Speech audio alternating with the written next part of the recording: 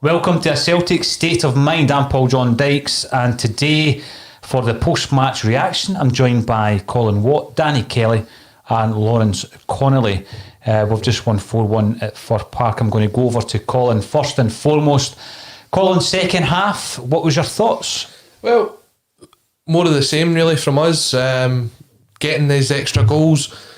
Bit kind of shaky again with the goal that they scored. Declan Gallagher getting the header. I think Beaton could have done a wee bit better. Also, Bain could certainly have done better in the goal. What can we say though? We walk away. It's a comfortable victory. Something we've needed for a long time is getting a comfortable victory. Still some aspects of the performance that we could certainly improve upon, but 3 points in the bag. Lawrence, Danny, what was your main takeaway from today? Elyounoussi, man. He's just unbelievable. To come out like that, and I'm sure maybe Sutton's comments maybe put a fire under him. Well, I can't be sure of that, but if that is the case, then fair enough. But that was unreal from him. Absolute stellar performance. Do you think he got his phone out just to see what everyone was saying after the game? Absolutely. Listen, I think second half, I don't think that's as comfortable as the scoreline looks. The first 20-25 minutes, Motherwell, I would say, had the better of the second half. I don't think we got our subs right. We were weak through the middle, whether it's Brown or Kilmarnock or the centre halves. It was something we could address by bringing Turnbull or Sorrow on and giving them some game time. Mm-hmm. That's probably the bad things about it. The good things about it is, we're scoring goals again. Yeah. Sorry, Bain could have done better and Beaton could have done better. But the good thing is we're scoring goals again. Lenny's looking happy again. That's a good thing. It's 4-1, it's 3 points. We get the international break. Hopefully, after the international break, please God, there's no more COVID incidents or enforced absences. Hopefully, Big Julian's back. We regroup and kind of use this as a platform to build from. Yeah, well, there's certainly a lot of talking points came out of the second half, and we'll go through it over the next half an hour or so. One of the first things that came up, and it happened almost right at the start of the second half, was the tackle from Devante Cole on Jeremy Frimpong. That is a horror tackle, and for me it's a red card every single day of the week. That high, the ball's not there, that high, studs up into his thigh. The worrying thing was, I think Dallas was going to let it go until he thought Frimpong might actually be injured, a better blow for it. So in Dallas's mind, it wasn't even close to a red card, it was only just a foul, and then a yellow card on Frimpong staying down, a better blow for it. You're like, wait a minute here, your whistle should have, that should have been right there, blowing and going, that's a red card. There's no doubt on it, is there? Yeah, Danny, you see the foot, the studs come up and catch him basically thigh high. The foot should never be that high anywhere near a player, and I'm just amazed that he managed to walk away from it unscathed. Thankfully he walked away, but as we saw when he came off and got replaced by Al-Hamid, he was limping fairly heavily. Hopefully he's okay. The tackle was, that's obscene. For a professional footballer to do that to another professional footballer, it should never actually be the case. The last time I seen a tackle that high was Luke Shaw when he got his leg broke against PSV Eindhoven. And Frimpong went down very, very similarly. That hopefully will get reviewed by the SFA, because that is a horror challenge that could have ended very, very badly. Yeah, and we don't want to touch too much on the referee's performance because we could go on for a while, but there was another one. No, I think we should. I think we should, because there's 2 red cards in this game. Because Tony Watt should have been sent off for his tackle against Scott Brown. Yeah. And I think that the best time to talk about referees and how poor they are at times is when you've won a game 4-1. Because if you do it when you're getting hammered 2-0 or whatever, then it looks as though you're focusing on the negative and you're trying to make excuses. We won the game fair and square. Quite a few issues, I agree with Lawrence. It wasn't as convincing as the scoreline suggests. Still got massive concerns in the defence, but the refereeing was shocking. Frimpong, when you look at that, it brought back memories of Bowman against Tierney at Celtic Park. Yeah. Kind of if your leg is straight or if your heels get stuck in the turf, that's a career-threatening tackle. Terrible tackle. And the Brown-Watt one, I had said during the game that they had been niggling at each other throughout the game, which is fine. That's absolutely fine. I think Tony Watt has developed into a much stronger looking player. He's a strong runner. And he's a big, strong attacking player now. I never seen that in his early game. But him and Brown were niggling. But that was a shocking tackle. That was 2 red cards. Yeah. 2 red cards. And by the way, Robinson knew it, and that's why the 2 players were subbed off. Oh, Watt came off straight away. But I mean, when you go back to the one we're speaking about, Devante Cole on Jeremy Frimpong, even Andy Walker says it was a red card. Do you know what I mean? So Walker's saying it's a red card. To me, he should have been off the park. Studs up, there's no doubt. Even if he doesn't make contact, get in that high with your studs up. You know, it's a possible red. Making contact should take any doubt out of it altogether. What's going through Dallas's mind at that point that he doesn't? 2 minutes into the second half, Lawrence, you and I were talking about the defence throughout the game. 2 minutes into the second half, set piece, cuts the defence wide open once again. I made a comment at half time, we need to get the defence sorted out. Best time to do it's when you've got a wee cushion, 2-goal cushion. That's when we need to make a couple of substitutions. A couple of comments came through thinking that was an absurd statement. It's not. We still need to get that sorted out. When are we going to get it sorted out? We bring on El Hamid, he shows it up. What's the first thing he does, Colin? Oh, the crossover for the goal. I mean, we were talking about this before the game. I had to give praise to Frimpong at half time. He did well to set up Rogic for the second goal when he puts it across. But El Hamid going down the line, getting the crossover, get the ball lofted, get it into the air, and the jump from Elyounoussi was outstanding. He hung in the air for so long, and to put it beyond the goalkeeper. Danny, we made a wee joke about the goalkeeper. He just felt as if for some of the goals he took forever to get down to it, didn't he? Slow motion. He's a big unit, but again, you know, if I'm going to start picking holes in the performance, I would also say that Bain was pretty slow to get down to the goal that Motherwell scored. 2 minutes into the second half, defence all over the place at a set piece. They cut through us again 59 minutes into the game. Brilliant bit of defensive play by Laxall. They score again from a set piece in 71 minutes. And there was a couple of other examples. I still think that's a massive issue.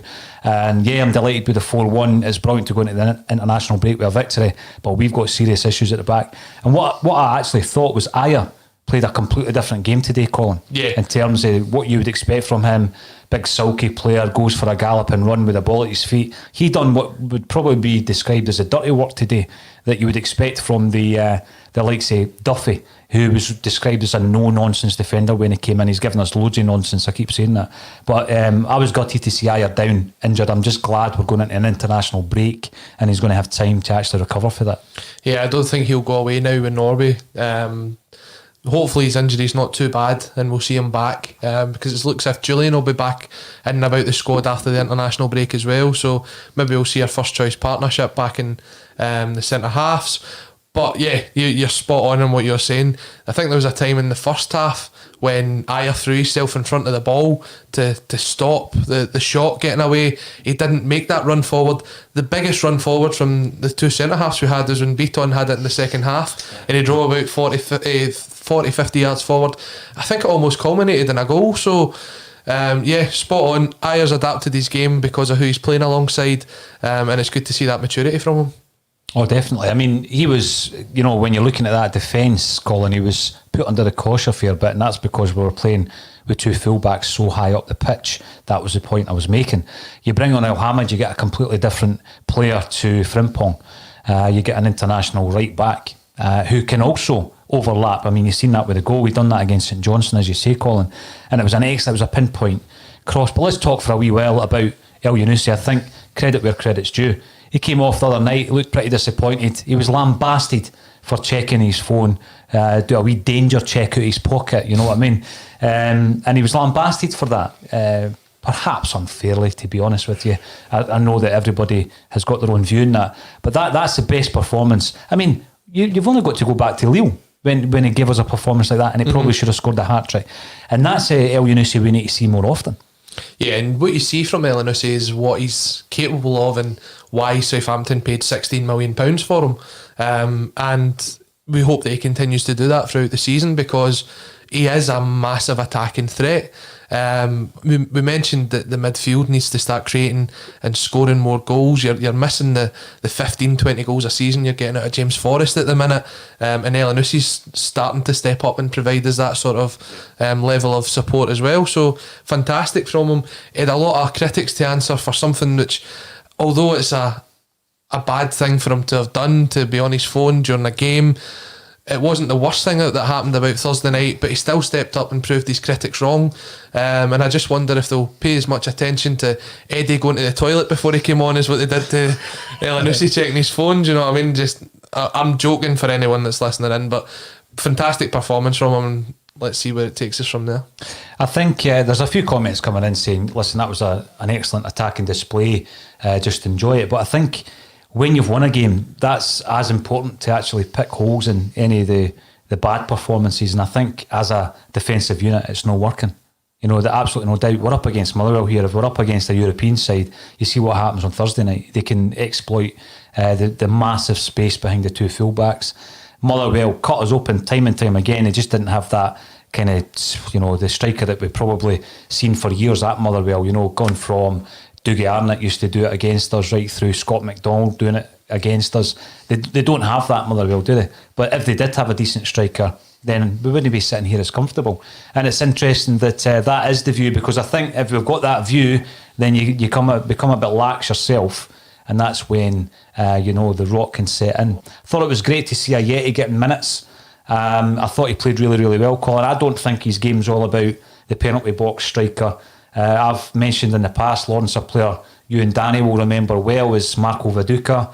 You know, the amount of work he did from the halfway line up to the 18-yard box was frightening, and you know, linking up the play. And I think that's what Ajeti does so well. Yeah, a bit quicker than Viduka though. I'd say over 10 yards, but definitely reminiscent of him. But the team's got problems. You looked at when Motherwell were bringing it even through the centre, from midfield onto our centre halves. The amount of times they more or less unchallenged to the edge of our box. It's defensively, we're still looking ropey. Hopefully we can get it sorted over the international break. Julian and Aya, if that's our first choice centre half partnership, hopefully that kind of provides a base.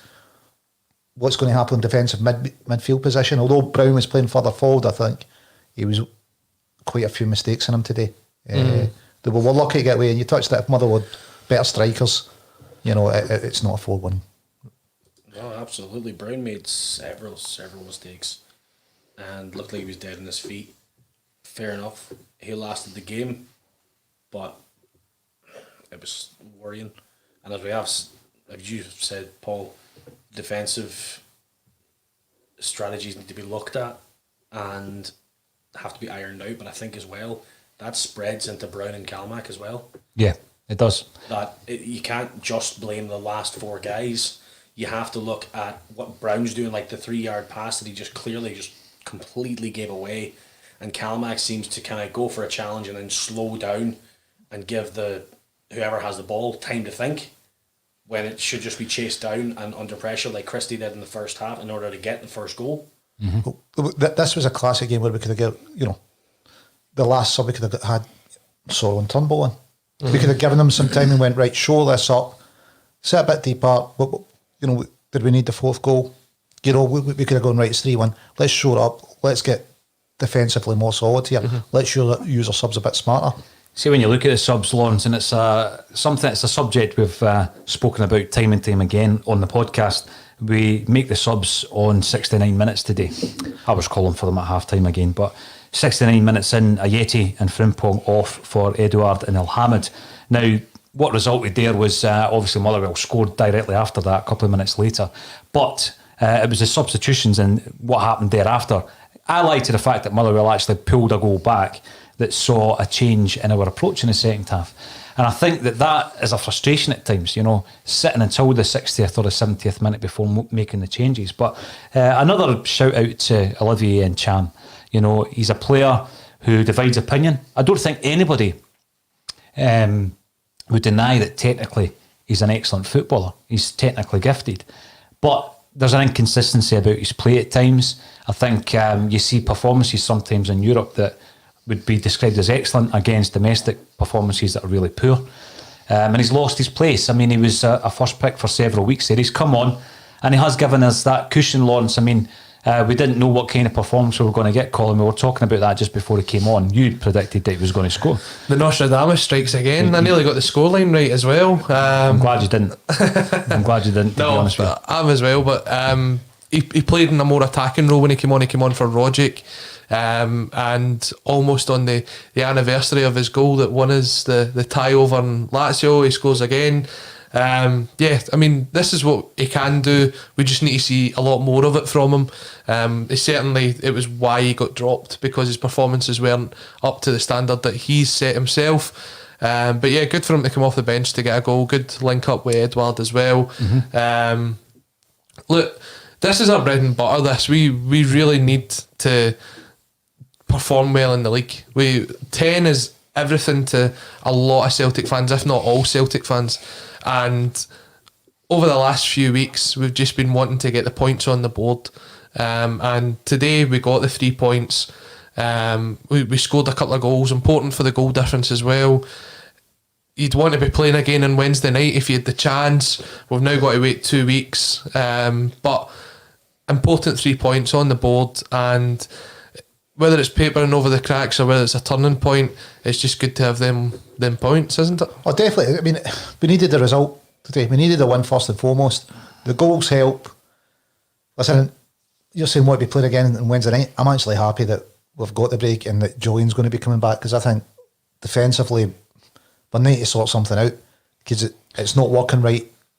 But we're getting, whether it's a long throw, whether it's a free kick, and at the heart of our defence just seems so powder puff, so weak at the moment. That there's just something not right about it. Let's have a wee talk about that then, because after the international break, as you say, we are expecting to see Julien coming back. I would hope, although we haven't had an update on the Ayer injury, that it might just be a strain, that he'll be back, training within 7 to 10 days. And of course, we've got Duffy there. We have Beaton, who I think has been a very able replacement. We have Elhamed, who for me is just very cool. Doesn't make too many mistakes. Unfortunately, he did against Ferencvaros, or he didn't defend the way we would have expected. But to have the full complement of defenders at your disposal, how do you use that? How do you shape up? And which players do you actually choose? I'm going to ask you first, Colin, because it's quite clear to me that the big issues are issues within the defence. I mean, you look at that today, some of the forward play was excellent. I mean, Tom Rogic was, again, rolling back the years at times with some of his play. I mean, when he's on form, he can make things happen. He's a creative force in the Celtic side. But defensively, it's still big, massive question marks for me. So once we come back from the international break, you're going to be looking at all players fit. Give me your defence. Obviously, start off with the goalie. I think Barkas will come back into the side now. I think he's had that breakout he needed. I'm not sure if he's going away with Greece or not, but he's had the time working with Stevie Woods, who actually scouted him out personally and chose him. So that for me will hopefully see a bit of return to the form that we know he can bring. So he'll quietly make his way back into the side. I think Scott Bain will drop out. I'd like to see Elhamed at right back. I'd like to see him actually get a full run at right back, because to me he offers that more defensive option, can still go forward, and can still put in a fantastic cross like he did today. I'd probably go with Ayer, and if he's back fit, Julian. They play well together. They've got that partnership. They're not trying to build that up. So I would go with that, and at the minute there's no way you're dropping Lassault. Ayer and Julien, again, yeah, talking of a partnership. That was a partnership we had when everybody was screaming for a new centre-half. When Shane Duffy comes in, is it a case sometimes, Colin, of football fans look at players who aren't playing as better than they were when they were playing? Because we were screaming for Duffy when Ayer and Julien were playing together against Kilmarnock.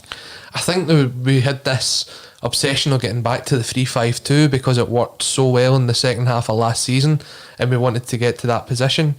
But I think looking at the players that we've got and looking at the way that we play, the 4-2-3-1 certainly suited us over the last few weeks when we reverted back to it. Having the three at the back really left us exposed, having the two wing backs there as well. So if you're going to play the four at the back, for me it has to be Elhamed, Ayer, Julian and Lassault. What about yourself, Danny? What's your thoughts once we've got everybody fit after the international break? Let's clear the decks. What's your defence? I agree with Colin there to a certain extent, that I'd like to see Elhamed getting a full shot at right back, but I'd also like to see Taylor come in back at left back. Because as much as people were complaining about him, I still think that he has quite a solidness to him, and I think he does have the ability to link up with Laxalt if he was in the left midfield. And if we were playing a 4-4-2, I think it would work out much better. I mean, the thing with Taylor, again, it's one of these ones I call for at half time as well, Danny. But I mean, he was under a lot of criticism, under a lot of scrutiny when he was playing every week. I think that if you take away the offensive nature of the game, which you give that to Laxalt, let him concentrate as being a defender. Let him concentrate in that position, and that obviously will contribute to something that's a wee bit more solid at the back. And I don't disagree with you, Colin, regarding Ilhamid. I rate Frimpong highly, but in terms of his defensive, even his naivety, when you look at his positional play, sometimes quite a few times today we said that, didn't we? Where is he?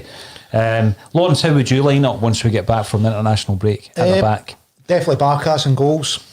I'd play Diego at left back, although I really like Taylor. I think Diego is just a class of player that I think he can play that left back position and push forward all the way. At right back, we talk about we need to develop players and give them a route to the first team. So I'm not too fussed if it's Frimpong or Ilhamid, because Frimpong needs to play to develop if he's ever going to become a right back. I don't think he is. Obviously Celtic think he is because we keep playing him there. So if we're going to develop the boy, he's going to need to play. But either or for me, I'd have Julian and Aya, and I'd drop Scott Brown for Beaton. So that Beaton can drop back and make a 3 at the back that will allow you to play Frimpong and Diego and push forward. So it allows you to change your formation quicker, because I think Brown's not got the pace that he's dropping back and making that third man. He doesn't know, Beaton having played centre half and defensive mid, he's a more natural guy to drop back, make the 3 at the back, allow the two full backs to push on. Whether that two full backs are Diego and Ilhamid or Diego and Frimpong, at least it gives us the flexibility to do that. I think by playing Beaton in the sort of Scott Brown role as well, what it does offer you is it gives Aya the chance to go forward like he loves to do, and he's created a lot of chances by doing that, by making those surging runs forward, and Beaton sort of slots in the role behind him because he's played in that position before. It means you're not relying on Aya making a 50-yard run forward to make a 50-yard run back. He can get back, we can get the shape together, and they can swap back once we've got the ball back. So I agree. I think if you are going to rest Scott Brown this season, for me I think Beaton is a good replacement to slot in there. So that's interesting, because again, after every game that Turnbull doesn't play, we get loads of comments about when is this boy going to get a game, what has to happen for him to get a game. And it's interesting that Beaton was to move position, obviously back to his natural midfield position, because he's been getting the games. So that's a big shout coming in from Lawrence, but also Jungle Lion on the comments, and echoed by Colin, who's a big Beaton fan, as we all know. Now, after our chat, our analysis of the game, Danny Kelly's going to play us out with a couple of tunes, which is brilliant of him to come along with his acoustic. And if you haven't already watched it, we had a full acoustic session on Friday night at A State of Mind Studios. It was recorded a wee while ago, but that's up. Edgar Summertime Jones in session. A State of Mind Unplugged, first of many sessions of that type. If you are a budding musician, you want to take part in something like that, give us a shout, because we're always looking for talented musicians. And if I know anybody, I'll let them know. Danny, you do that. You do that. Now, I mean, again, we were talking, all the talk leading up to this game was around Neil Lennon and talking about the changing culture and, players unhappy and unrest at the club. What happens after you go out and you win comfortably enough against Motherwell and you get the points on the board? Does that change people's views? Is it basically just some points in the bank, but we need to see what happens after the international break? Has it bought him a wee bit of time, Colin?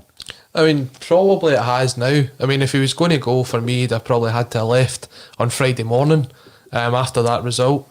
If they were going to give him this game, he would have had to have lost this game to go. So I'll be kind of kicking the ball down the road a bit more with Lennon. Is it going to be a turning point? We won't actually know until the next game. So he's going to get the next game at least. If you can start getting yourselves on a run, if we can start putting the points on the board, start putting the pressure on Rangers again, let's actually show how we won those last 9 league titles. Let's show the winning capability that we've got. So this international break, Colin, is vital for Neil Lennon. It's vital for this season because we've seen what happened in the last international break, right? And then we're trying to regroup for the game against Rangers and we're missing people through illness. This is vital because, let's not forget that it was a coronavirus breeding ground the last time, wasn't it? The international game. Now, if we come back in the same position as we did the last time, that spells massive danger for Celtic and Neil Lennon. This is vital for the way the season's going to go. So yeah, absolutely. We don't know how many people are going to be available. I'm hoping that we just get through the next 10 days or so with absolutely no casualties in respect to the virus. Yeah, definitely. I just hope that we all come back fighting fit, ready to go for the next game. And let's see if it is actually a turning point or whether it's just as I'm seeing some people saying in the comments, 1 step forward, 2 steps back. We hope it's not. We've had a good result today, 3 points in the bag. Pressure's on them now. Let's just take it from there, 1 step at a time. Hoping for Adrian Sprott today, aren't we? Is that before your time? Probably before my time. Sorry, mate. Aki's player scored against Rangers in the 80s. Oh, I do. Adrian Sprott. Yeah, I remember that. Aye, that was a 1980s reference there. It's obviously going to go over Colin's head. Danny, get yourself ready for the first song of this afternoon. The rest of the gentlemen will be leaving the broadcast, starting with you, Colin. Thank you for joining us on a Celtic State of Mind, sir. Yep, thank you very much. And remember, you can catch the Football Insomniac podcast. Bye. And Lawrence is going to leave Danny to get himself set up. Danny, what's the first song you're going to play? Celtic. That's the team for me. It certainly is a team.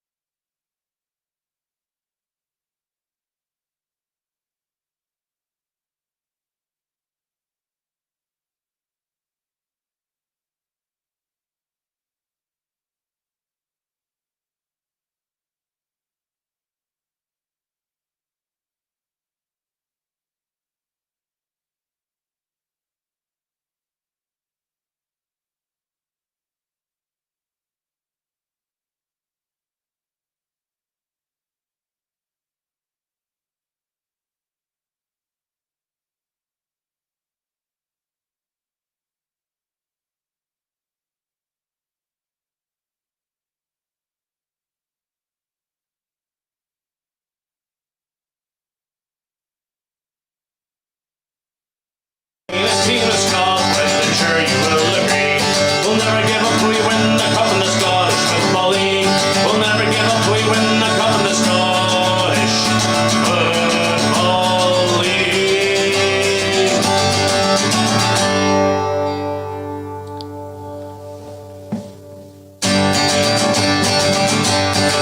Oh, hail, hail, the Celts are here. What the hell do we care? What the hell do we care? Hail, hail, the Celts are here. What the hell do we care now? For it's a grand old team to play for, and it's a grand old team to see. And if you know your history, it's enough to make your hearts grow sad. God bless them, we don't care what the animals say. What the hell do we care? For we only know that there's gonna be a show, and the Glasgow Celtic will be there. They're the best damn team in Scotland, and the players all are grand. We support the Celtic as they are the finest in the land. We love them, we'll be there to give the boys a cheer when the league flag flies and the cheers go up when we know the Scottish Cup is coming home to rest in paradise. For it's a grand old team to play for, and it's a grand old team to see. And if you know your history, it's enough to make your hearts grow sad. God bless them, we don't care what the animals say. What the hell do we care? For we only know that there's going to be a show, and the glass